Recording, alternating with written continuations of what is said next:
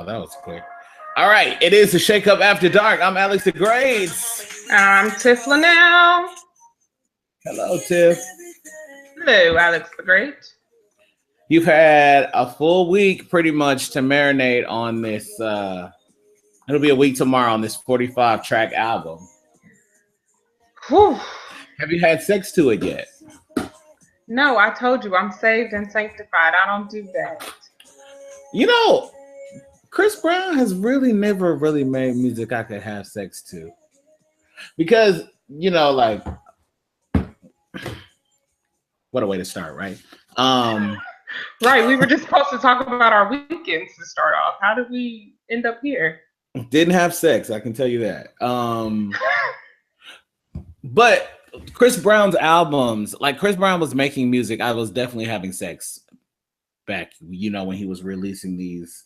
But I felt weird having sex to like a child, a 15-year-old saying, yo. I couldn't do it. I was like, and I felt like it was on my sleep playlist. Like I would have sex to my sleep. I had a sleep playlist and a sleep it in, meaning that get it in and then sleep in playlist.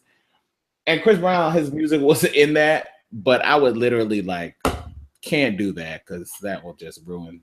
My mind will wander onto this is a child.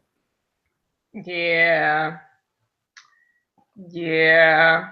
I was more of a Jay Holiday bed, Janet Jackson discipline. Jay Holiday, that's a good one. Life Jennings. Now, I wasn't trying to have sex to Anthony Hamilton because I was like, that makes me feel 70.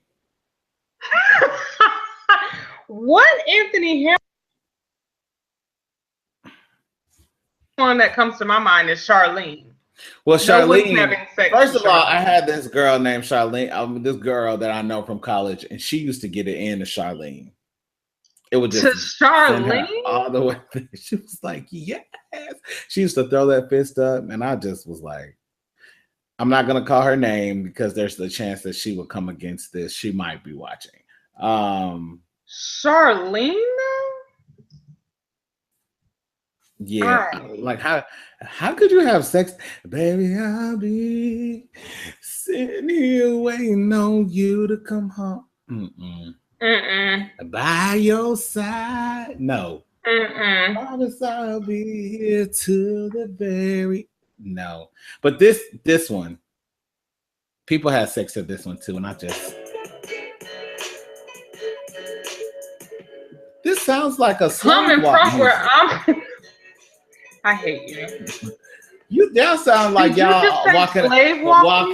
walking up to the big house. I hate you. We've got to get started because you mentioned big house and there's a couple of people on there. So we've got to talk about them. Are you done talking about your weekend? I'm not even sure how we got here. I haven't even started on my weekend. I have a few things that I'd like to reference that happened. And I really had no intentions of being inebriated at all. Wow. Friday. Friday was really chill. Actually, I cooked. So I got drunk at home, me and a bottle of wine. And my homie came over here. So we got drunk like some real young rich niggas. Like YFN, YRN. Young fly niggas, young rich niggas. Wow. And that's what happened. I made the most amazing black bean and corn salsa. It looked amazing. It was so amazing. Fresh. I don't think I'm ever buying store salsa again. You're gonna have to make that the next time I come up there because seriously, I'll probably really be in Atlanta before you come up here. Honestly. True. I'll have the ingredients ready for you. You're up here again. That's true. I'll have the ingredients ready for you. That's not a problem. Saturday, I did try to stay in the bed as long as possible. Was interrupted and disrupted. But I don't remember where I went first. Okay. Like, how is that possible? It was just 2 days ago. Listen, you said Saturday, and I really was sitting here trying to figure out what in the world I did. I got a haircut. I went and got my haircut, and then I went to a probate. Time warp. I'm sorry, you what? Right. I went to a Kappa probate. Are you what? That's a whole hour and a half that I can't get back. It was a little nostalgic, but and then I went to a little house party after that. It was nasty in there. And then I went to a hotel party.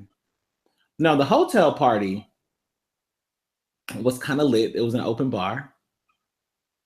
That's it. So my friend, who basically was gonna leave me because he was drunk, threw up. Well, we had to pull the Uber over so he could throw up. And then I ordered myself Uber Eats because I was like, I literally didn't eat all day. Like, I didn't eat Saturday. So I did all this drinking. I didn't eat. At 2 a.m., of course, it was 2 a.m. again because the time went back. So I order Uber. I come in here. But a drunk me is a passed out me. And so I woke up at 5 a.m. to 7 alerts from Uber saying that my courier has come. Please open the Uber app. Your food is waiting. Your food could not be delivered. So I definitely made that order and didn't receive it because I passed out. And it was one of those, like, your Uber here will be, like, the food will be here in 15 minutes. And I ordered it before I got here. So it probably was going to be here in like 3 minutes. But from the time I walked into my house, by the time I hit the bed, it was over. And dang. Yeah, they didn't charge me. And then Sunday I went to the New York Marathon. That was exciting. It was exciting. It comes right through my neighborhood. And they actually, by the time they get here, they're at mile 26.8. I was like, some of y'all, you could tell y'all, ooh, you tired. But keep going, though. I'm gonna sit here and drink my coffee. I'm gonna sit here and drink my coffee and wave. Right. Some of them people was getting it, but some of those people was like, nah. Alexa just came on. And she said she's resuming Spotify. And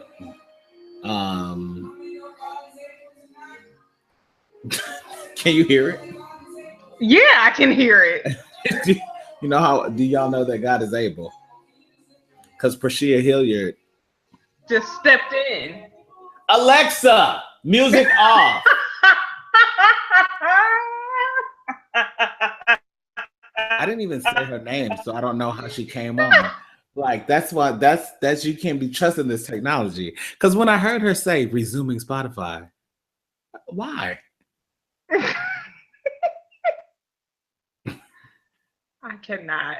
I just absolutely cannot. Anyway, I went to the New York Marathon and then did some miscellaneous errands and then cooked a nigga meal and watched Bravo for 4 hours, which I was not underwhelmed. I did recognize that I think that The Real Housewives of Atlanta is really not a good show. I've just been invested in it in 10 years.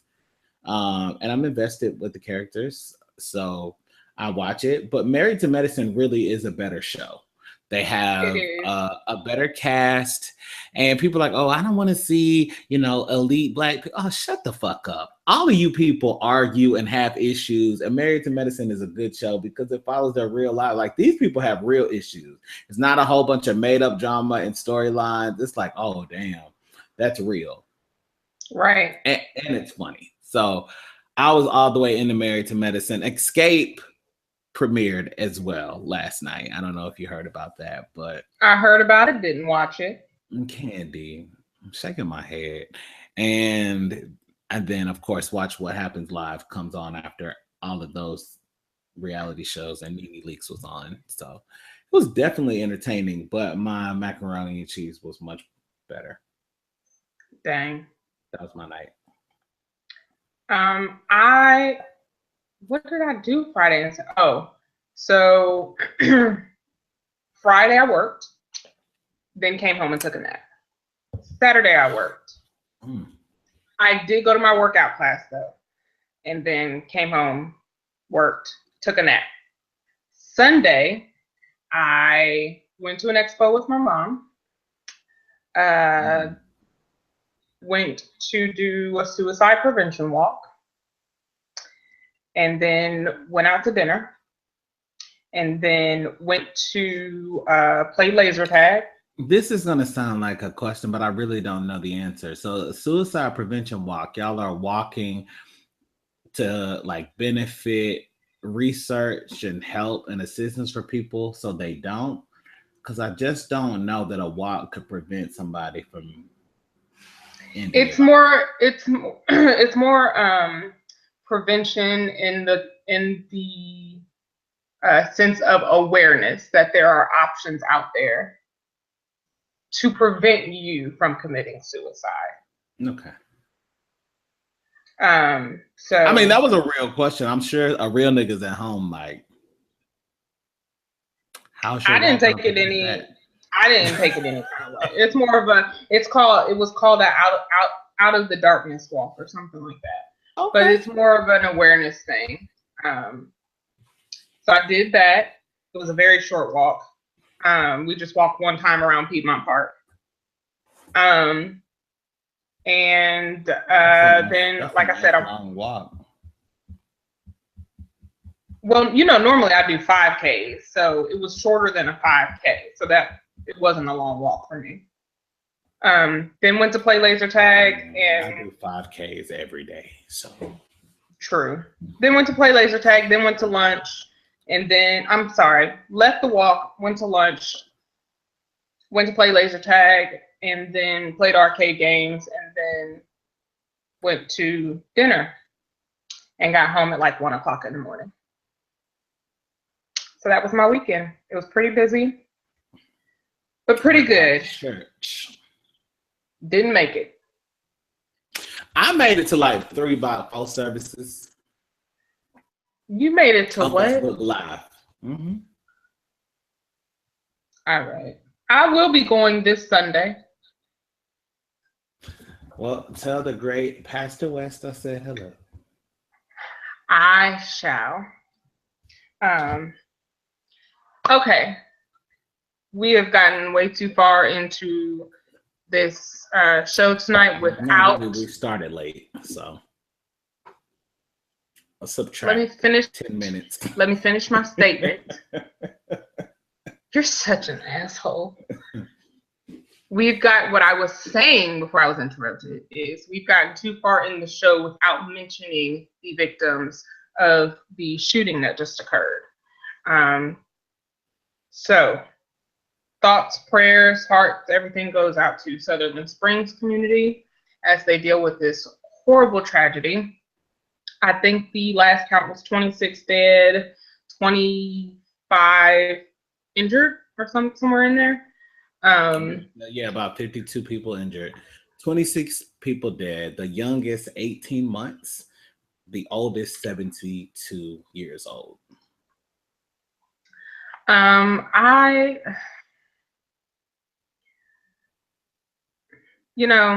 Okay, so in case you missed it, a man who used to be he was dishonorably discharged from the Air Force. He walked into his local community church that some of his wife's family attended regularly, First Baptist Church in Sutherland Springs, Texas, which is about 30 miles outside of San Antonio, and killed more than 26 people and injured.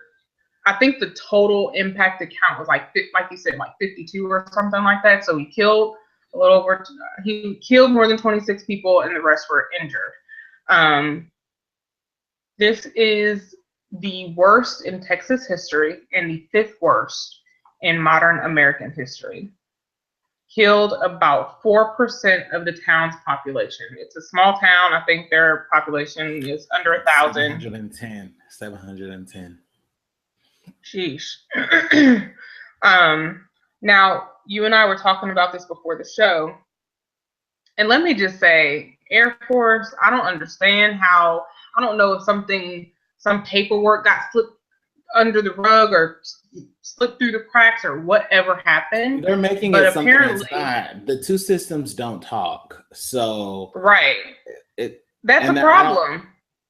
It is a problem, but I also feel like they're throwing the Air Force under the bus to blame somebody. And the Air Force can take the heat, and they can actually take the blame, and nothing's going to happen because the military, they regulate themselves. And yeah, opinion doesn't affect them at all. So I feel like we can talk about the fact that it's a problem, but this is one problem I really don't see changing.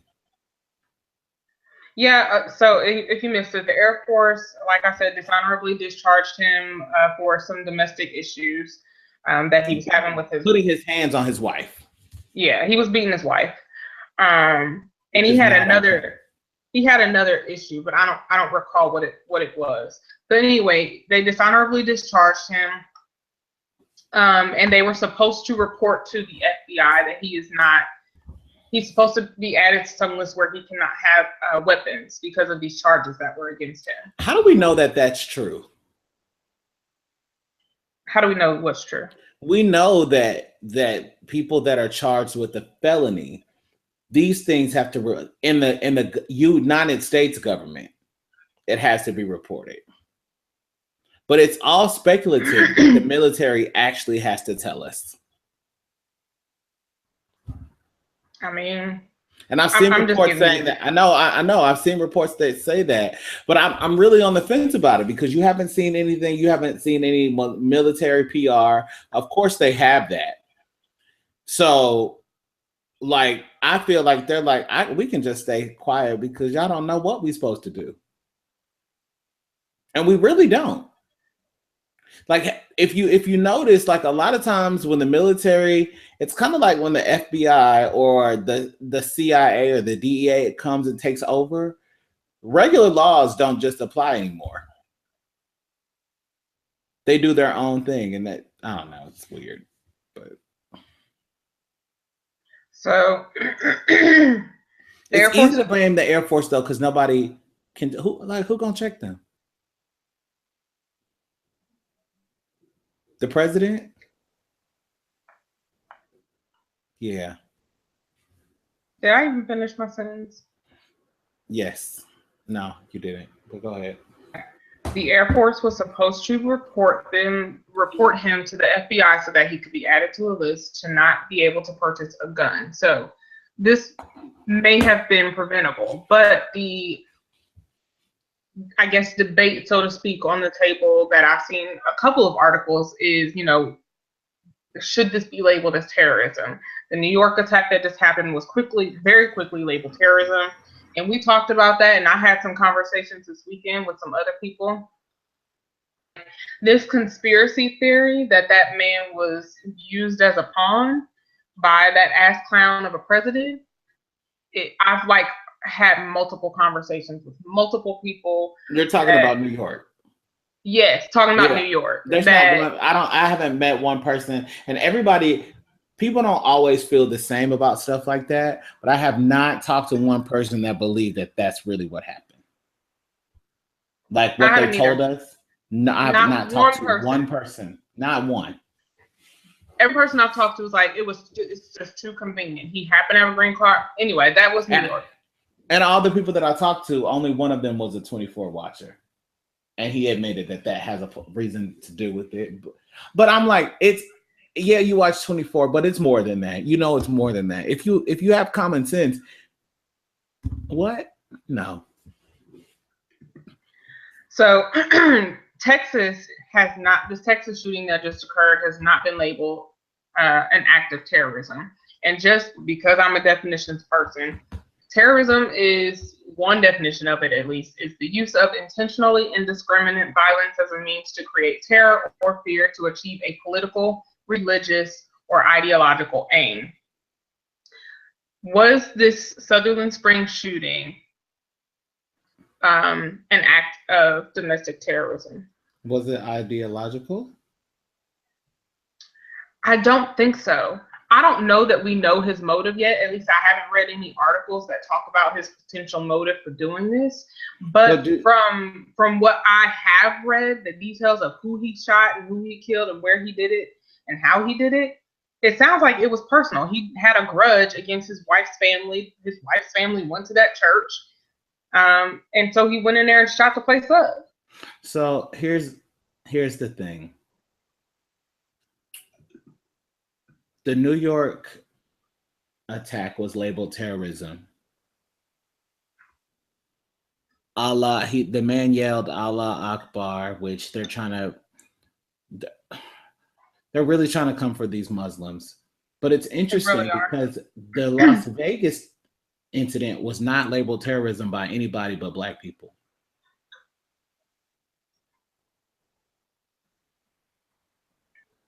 Now, we don't know what he was shouting in the hotel room.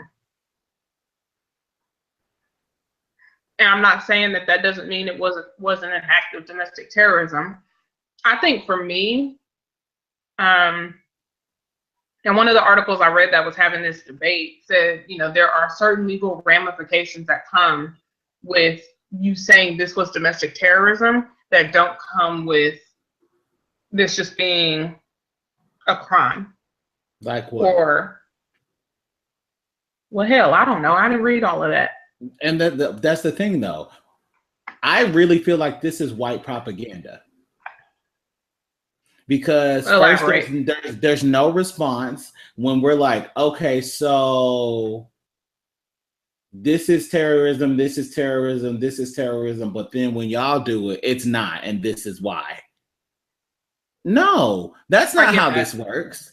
That's not how this works. Like you don't just to get, oh, well, we didn't know his motives, but we really know them. Like, I don't even believe that this man in New York did this because he wanted to do it. I feel like this was all a ploy. Like, where is he right now? What are they doing with him right now? Is he really is he in hiding somewhere? Do they really still have him in custody? Was this all an act? Like, I don't know. We don't have any information. All they fed us was, oh, he's not sorry. Like, he had a green card. He was from this country. He was doing this. With these two white people, they're both dead. And I had a sort of an issue because, as I was reading into when you say both, you're talking about San Antonio and who else? I'm talking about San Antonio and I'm Sutherland, and I'm also talking about Vegas. Oh. And in both scenarios, they don't know if he killed himself or if somebody shot him. Like the first reports about Sutherland Springs was, oh, he died of a self-inflicted wound. Then the reports came out that it was two vigilante citizens, which my question there was, okay, so it's just okay for some rogue ass white people to chase this man down and kill him. Even I'm not saying that he didn't need to die for what he did in that church, but when is it okay for just two citizens to just get in the pickup truck and chase after him and shoot him dead? When they're white? Does nobody see an issn't with that though? Isn't there not still a law? And I like, if I'm upset about Black people getting gunned down by police officers for carrying a bag of Skittles, I have to have a concern about white people being celebrated in their vigilante actions for going after this man and imposing justice on him. You know what I'm saying? Like, I don't disagree with that. That's what I think that it was boggling my mind this morning to the point where I saw they were like, these are heroes and this is why. Like, first of all, you white people stop telling me this is why. I'll deem him a damn hero when I'm ready to deem him a hero. And I had to ask the question. So I posed a question on Facebook this morning, like, okay, bravo for these vigilante citizens, but are there not laws? I mean, there are. Neither one of them were police officers. Everyone's so focused on the tragedy, but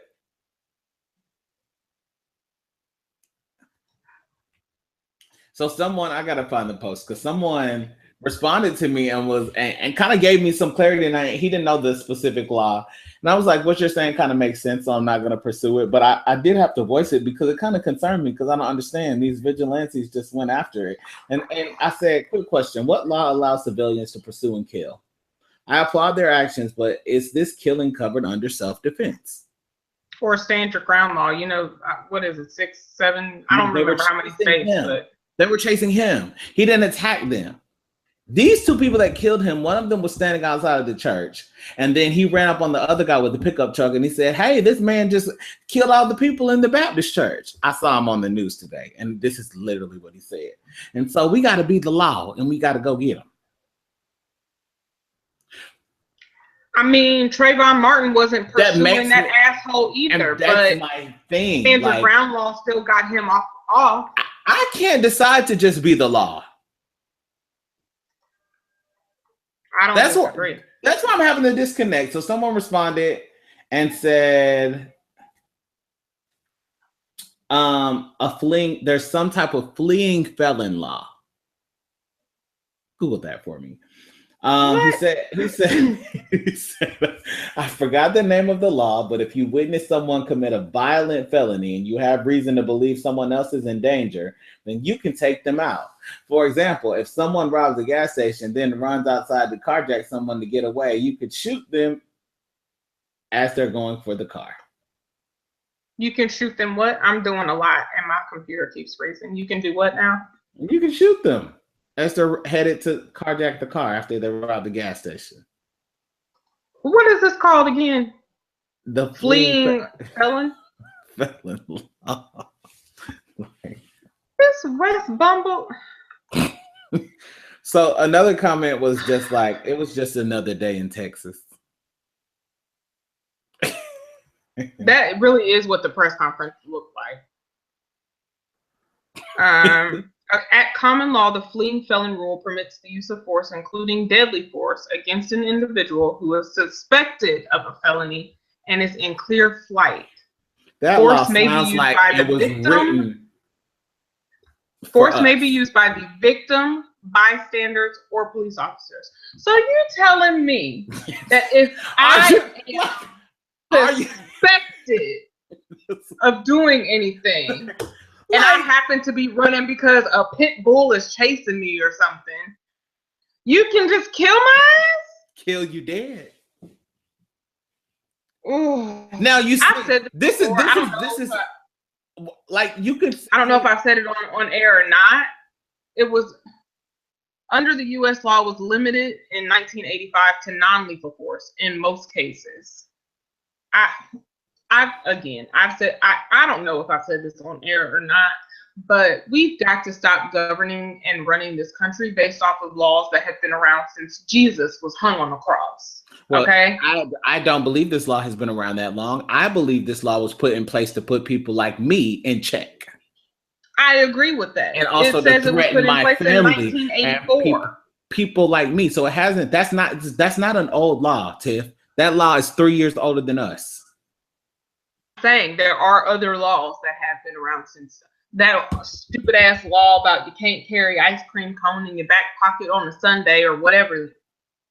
I'm about to cuss. Listen, so let me read this and then we've got to move on to another story because I don't want to talk about this anymore. The federal government uses 3 characteristics to characterize an act of terror. 1, an act that takes place in the United States. 2, this is who made it's this? Dangerous to federal authorities, the FBI. It has to take place in the United States. 2, it's dangerous to human life. 3, is intended to intimidate civilians or affect government policy by mass destruction, assassination, or kidnapping. Now, according to that definition, this is an act of terrorism. Dylan Roof was an act of terrorism. Mm-hmm.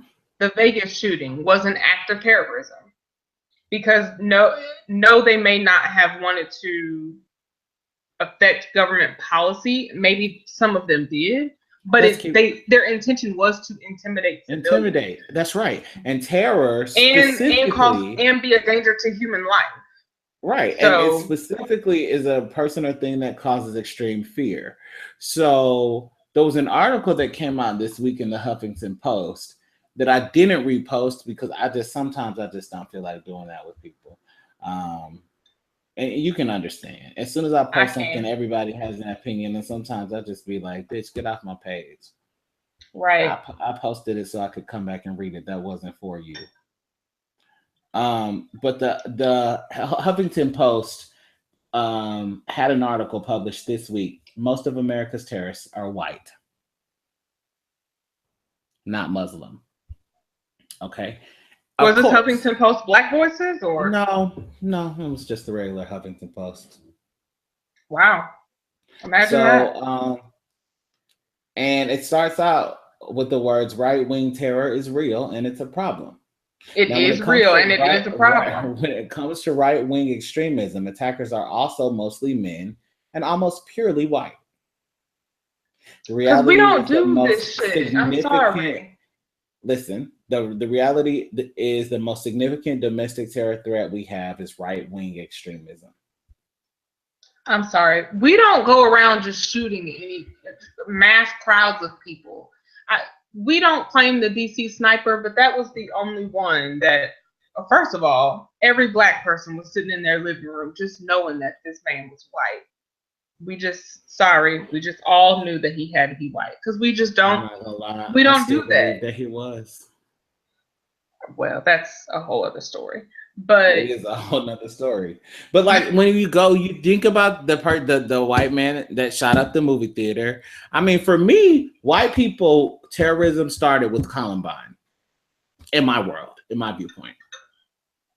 I know that we had the Oklahoma bombings, and there were some other bombings, but the ones that I was really like, oh, something's wrong with white people. And I started to just like the same way they look at Muslims and turbans, that's how I look at crazy white people that look like they haven't bathed. So Columbine, when you think about San Bernardino, did you ever study the San Bernardino shooter? Like, I was so bothered by him. Did I study him? No. I mean, I was so bothered by his story, and Law and Order did they did an episode on him, and I was just bothered because he shot those girls because he had never had sex. How old was he? Like 21. Oh, that's not that bad. I mean, he wasn't a horrible looking person either. He was just weird. That's why you didn't have sex, because you're weird. And he wrote a whole manifesto. We don't even like writing long text messages. We're not writing a manifesto. I'm not doing this with you. Anyway, I think that you see this look on my face. This is how I be feeling. Like every time I get an alert, and I was like, yeah, it took y'all 4.5 hours to even say who this was. So we already knew he was white. Right. The black person, the wrong black person ends up on the news and y'all don't even apologize. Right. Because you're trying to identify somebody in 10 minutes. Anyway, that didn't just gave me that breath. I can't. That's very sad. And like I said, thoughts and prayers to the Sutherland Springs community. Now this man needs to be thrown under a jail. Dad kills 14-year-old son because he would rather he be dead than gay.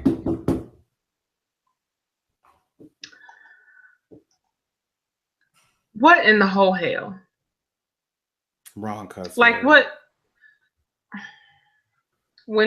Wendell Melton shot and killed his 14-year-old. What the fuck is wrong with you, sir? He shot and killed his 14-year-old son, Giovanni Melton, on Thursday. Those close to Giovanni say the reason his life was taken was that he was gay and his father disapproved. He hated the fact that his son was gay. This is Giovanni's former foster mom speaking. I'm sure that inside of his mind, he would rather have a dead son than a gay son. Giovanni was abused physically and mentally and spiritually for many, many years. Under Nevada law, attacking another person because of this happened in Nevada. Attacking another person because of his or her sexual orientation is considered a hate crime. Why is that not the law in every state? But okay.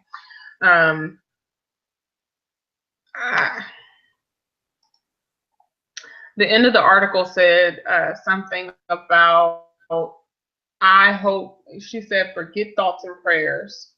I hope they throw the book at him. I don't believe in the death penalty for multiple reasons. One being that I don't feel it's our right to take a life just because they took one. But that's deep. Well, because then that makes us the murderers. So I don't feel two wrongs make a right. I mean, but I serve a God of justice. Right, but let him carry out the justice. Right. That's he puts judges in the earth. He does put judges in the earth, but I don't think it's our job to kill another human. I just don't. Look, sometimes and people have been on death row, have had the death penalty carried out on them. Yeah, and in those situations, I agree with you. But this man, that's not the case. And that's what I was about to say. I'm not saying that he should get the death penalty. I am. But he should get as close to it as humanly possible. Because I don't have any kids, but the idea of me not loving my child just as much if they were gay, straight, whatever. You hated the fact that he was gay so much, you actually shot and killed your own flesh and blood son, your seed. I just cannot fathom, like, what is so horrible about your child being gay that. And I watched Will and Grace, and one of the episodes of the new season of Will and Grace was, sorry, spoiler alert, if you haven't caught up.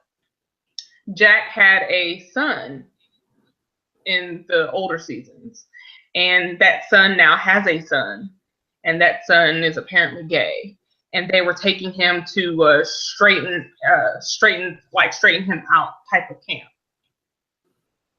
One, these camps exist, for those of you who don't know. But two, as a parent, like, our vice president he's an advocate for those camps. He's an advocate for gay camps, for kids who are gay to be straightened out. Conversion therapy. As a parent, I'm sorry. Can I just interject? Go ahead. I want you to finish. I'm sorry. As a parent, how do you get to the point where you feel like homosexuality is such an illness or such a horrible thing that you have to take them to a camp to fix them or heal them, or you just kill them yourselves? Two things here. I really feel like people are afraid of what they don't know. We know that. People are just terrified. So that's why mostly they're afraid of us, because they're just like, well, I mean, you guys take showers 7 days a week. We take them 3. I don't get you. I'll take 2 or 3 a day if I need to. That's much different than people that take 2 and 3 a week. Yeah. No judgment. On that note, people are afraid of what they don't know. But can we just talk like facts real quick?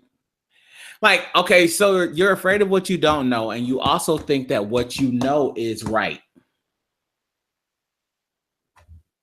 Are you with me? So you think that only what you know is right. And if you don't believe that people think like this, just think about your parents. There's certain things that they think, and that's for all of you watching, that you don't think, but they think what they know, and you know what you know. Just like people of a different religion. You like, well, I know God to be a healer. And they like, and I know God to be somebody that ain't never spoke to me.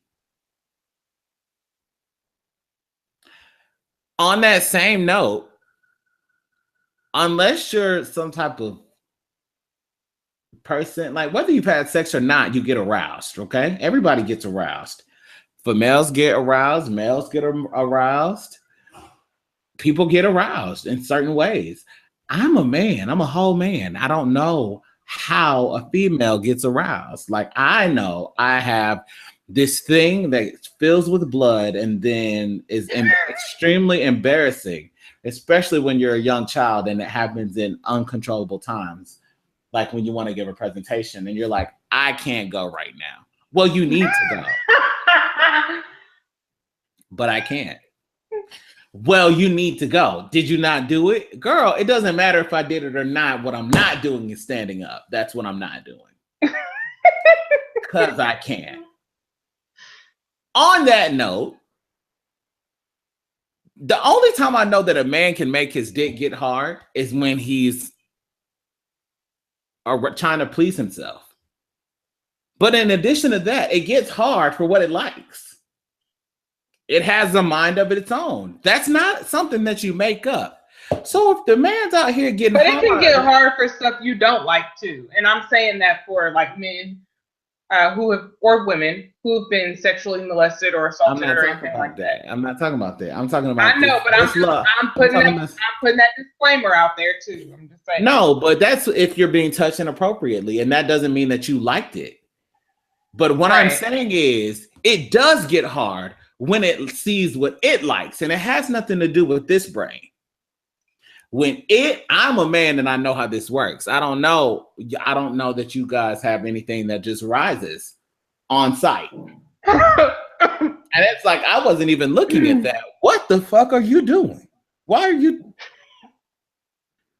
like, on that note, a grown-ass man, dad, you know that for his mama, that's what happened to you. Why the fuck are you mad at somebody because they have a body part that refuses to look at what you like? Like when you really break it down like that, it has nothing to do. It's not spiritual. There's not a demon. There's not like, look, this thing saw what it liked and then it said, hey, what's up, hello? Seen your pretty ass. Soon as you like, that's what happened. So, like, you people that just be on these, like, he deserves not only the death penalty, he deserves to be castrated before he's sentenced to death. Tell us how you really feel. Because you took a whole life, you took a 14-year-old life. Yeah. Why, bro? Like, why? Why? He probably I can shed a pussy. Like, come on, bro, get the. He probably has some demons of his own that he needs. If he's been spiritually, mentally, and physically abusing him for years, if you killed your own son. He has some own demons he needs to get worked out. He's gonna have plenty of time to do it in jail. If you killed your son, you got demons. Okay, let's move on because I hit all the heavy stuff. Brother Love. What's wrong with Diddy? Why does he insist on changing his name repeatedly? We were good. We've gone from Puff Daddy to P. Diddy to Diddy. Did I miss any? Y'all have gone. I call that man what I want to call him. Okay. Oh, Puffy. Like, I feel like he's lost his mind. He's lost his mind, and he was clearly drunk when he made this video. Over the weekend, for those who missed it, over the weekend, Diddy announced he's changed his name yet again to Brother Love. Why? He went and did a video and said, I have some very serious news. I've been praying on this, and I knew it was risky because it could come off as corny to some people, but I decided to change my name again. I'm just not who I am before. I'm something different.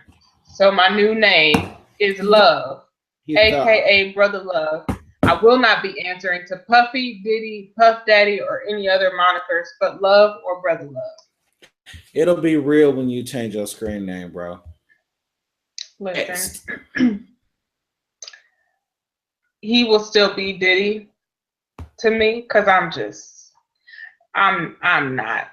And I mean, maybe this is just a ploy because his next album is due for to be released in December. So I feel like he was drunk, he was emotional, and he had all his friends around him, and he was like, I just feel the love, call me love. He had Cassidy around him. Cassidy or Cassie? I think it was Cassidy. Cassidy the rapper? Hold on. No, it was Cassie. It was Cassie. I was like, Cassie is his girlfriend, but Cassidy the rapper, nobody's heard him since 2007. Yeah, it was him and Cassie on the beach in Mexico. He was also hugging French Montana. He had all those people down there.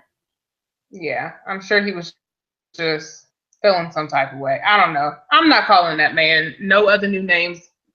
Sir, your name is Diddy. Stick with it. We've been using that for years. In other news, we talked about Walk to the Big House.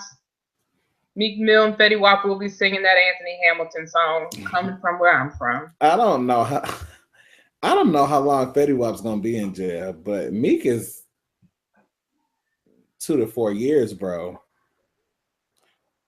Meek. Well, why? Fetty. Okay, let's talk about Meek first. Meek Mill, for those who missed it, arrested, convicted, sentenced at a minimum 2 years in prison for violating his parole. So he got into a fight in Philly, I think, and a fight in was it St. Louis, I think. Both of those charges were dropped, but the judge said that the arrests in and of themselves were enough for it to be a violation of his parole and for him to go back to prison. It's because he's black and he's a rapper. Well, Meek's attorney had something to say about it. Meek's attorney said this is backlash because the judge asked, I want to say it was last year, for Meek to do some kind of song remix and give the judge a shout out. And Meek laughed and thought that the judge was joking. And the judge said, no, I'm serious. And Meek was like, I'm not doing that. And the judge said, suit yourself. So the attorney says this is a harsh sentence and this is backlash and that they're going to appeal it. Of course. But right now he's facing a minimum of 2 years in prison. Right. But you're not going to give that to the average tax-paying black man. You're not going to give it to the average tax-paying citizen. You're doing that because you're trying to make an example out of him. A probation violation is not worth 2 years in prison. The prisons are full. Right. Full, okay? Just like Atlanta. Full. Now, let me tell you, and I promise we're going to go back to who's going to the big house. But I found out this weekend, I don't know how I missed this bit of information, but I didn't know that Paul Manafort, one of the guys who was just not sentenced, charges were brought against him in the Russian scandal. Yeah. Indicted. That's indicted. Thank you. That's the word I was looking for.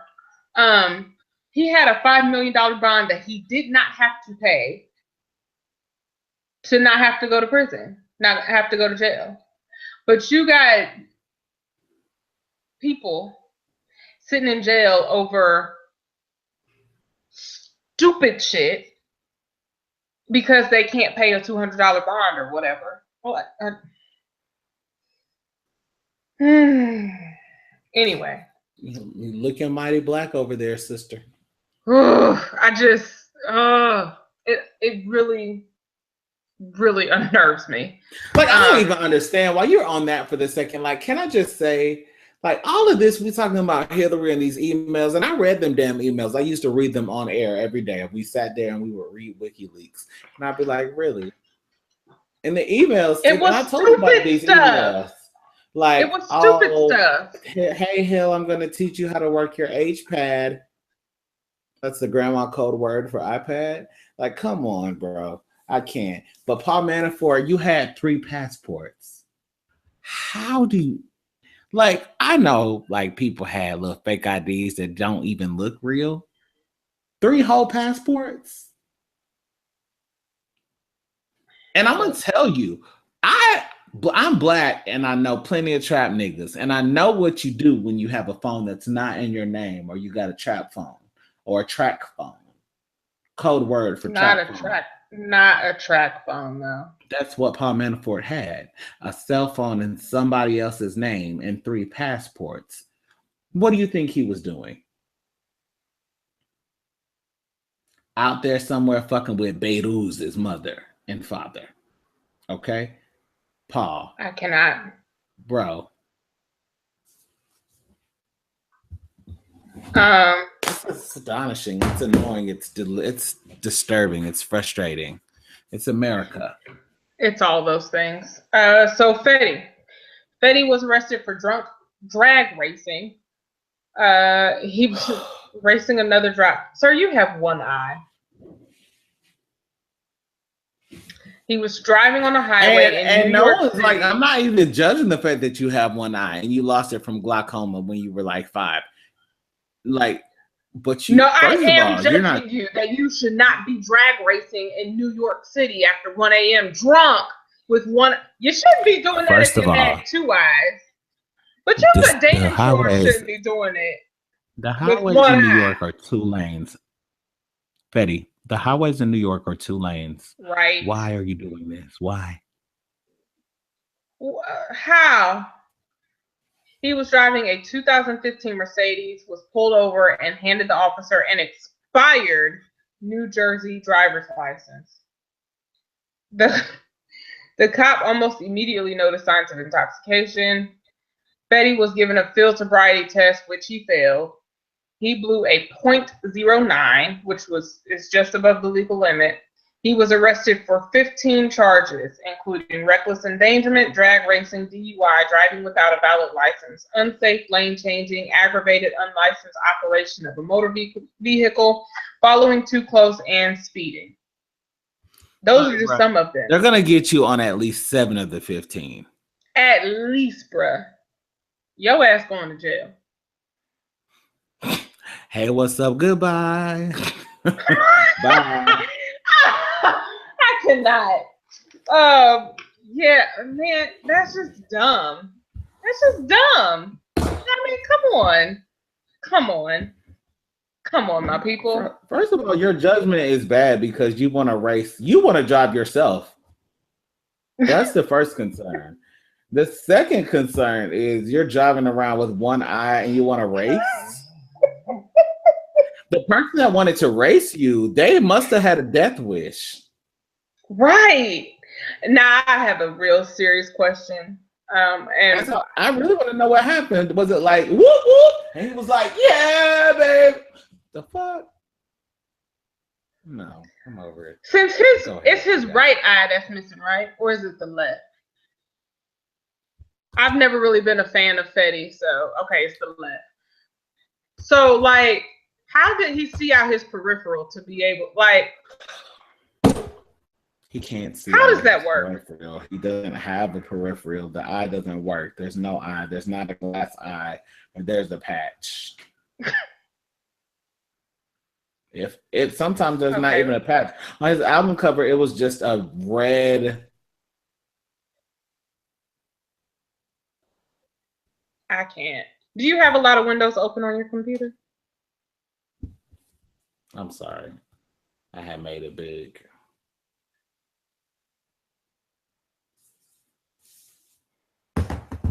Anyway, That was just a dumb as hell decision. That was dumb. Last story. Shea Moisture. Oh, Shea Moisture. Y'all have done it. Okay. So, as y'all recall, Shea Moisture got some flack, some backlash, some protests, some burning of products, some throwing away of products. I wasn't throwing my products away. Shit's too expensive, and I got too much of it. So I wasn't doing all of that. But I limit my purchases from them because they released a video earlier this year that isolated the audience, Black women, who has really helped build this company of Black hair care products. I mean, it's for all women, but I didn't. They alienated us earlier this year when they did that, and then tried to come out with the reason of, it's part of a larger campaign for all women, and we just released that video first. You shouldn't have. So, they got in some trouble for that. Lies. But they have come back, and they are trying to get their Black women back, okay? They released a video. Now, Shea Moisture has had a men's line for years. It's not new, for those who didn't know. Their men's line is not new. They have, men's shaving stuff, bar soap. We don't use it like that. Well, they have because most people don't know that Shea Moisture has had this men's line. I'm glad that y'all had a men's line, but we ain't know.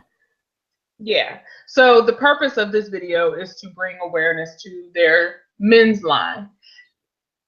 The way in which they did it, though, and we'll link to the ad when this gets posted. My God in heaven. I have seen a few videos of Black women trying to say, oh, Shea Moisture, you think you slick. Y'all not going to get us like that. But then they have the video playing next to them. And they're like, you're not going to get, hello. No, what we're not going to do is, Jesus, he is. I mean, they pick some of the most wonderfully created in God's image. Hallelujah. He is the worthy looking type of men to put in this video. Are you done dripping? I hate you. My point was, Shea Moisture, I don't know if they are just trying to bring, because as a man, if I were a man, I don't care about no half-naked men advertising no men's line for your company. Well, so I really feel like they know that I don't completely agree with that. I don't think so. I think that, and this is a whole other theological, philosophical conversation that goes back into how, in the Black community, men aren't supposed to admire other men, but we do. You see a haircut that you like. Is admire the right word? Admire is the right word. There's a problem if you look at a Black man too long. But bitch, if the nigga has some hair, and I'll be like, damn, I might be able to rock that. You might find yourself staring. That doesn't mean that you're interested in the man. But in the Black community, the church has made it that. People have made it that. Black men have made it that. Black women have made it that. That's true. That is, there's no other male community that deals with that bullshit. True. There is not. True. Like, a white man can be the most sassy, sweetest, switching, broken wristed motherfucker, and he's like, yeah, my wife ain't me. Oh my God. I'm not lying though. That's real. So I said all that to say that you can look at a Black man's beard and say, bro, that's dope. And the Shea Moisture research, I believe they looked into that, and that's probably what they did. And so while all the females are going off, you're not going to see any Black men reposting it.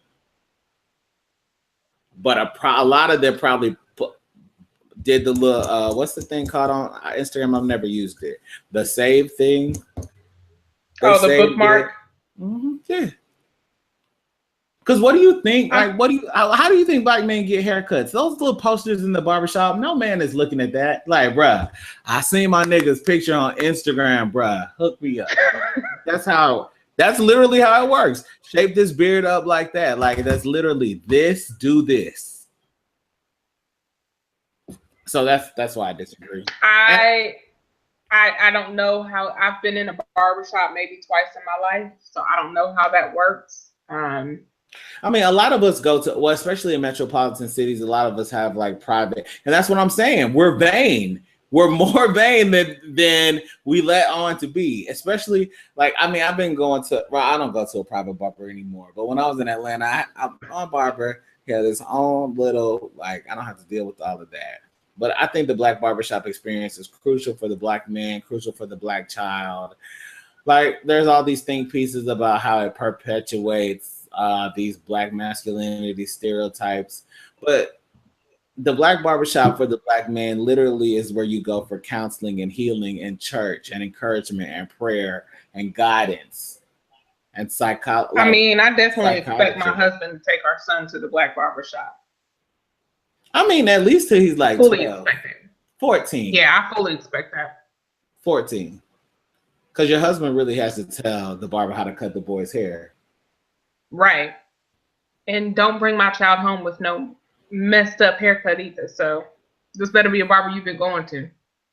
A messed up hairline. Yeah. No. Like, even if my husband, whoever he is, even if he like cuts his own hair or beard or whatever, I still want you to take my son to a barbershop because I want him to have that as a black barbershop. All right. Don't take my kid to no supercuts or nothing. You know, some territory. And we out of time. I said, and we're out of time. What'd you say about territory? I said you are infringing on some territory of which you have no permission to be in. Your husband is going to do what he feels. If it's my child, I got permission. For that little boy. Right. Half of the permission. That's still part of the permission. Half of it. Anyway, we are out of time. You can get in touch with me at Lanelle. Everything, Snapchat, Instagram, Twitter. I don't know what else I have. Or you can go to tifflanelle.com and all of my stuff is on there as well. Alex the Great, how can they get in touch with you? This time change has me messed up, so I'm about to hop in my bed. But I'm Alex the Great, ATL. I'm Alex Unmuted on Twitter, Instagram, and .com. Remember, today is greater. Believe it, speak it, and live it. You have to make the choice to be great because your situation is not your destination. You got to make it your motivation.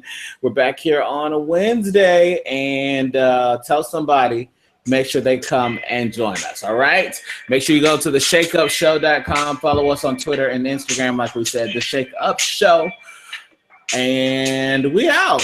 Namaste.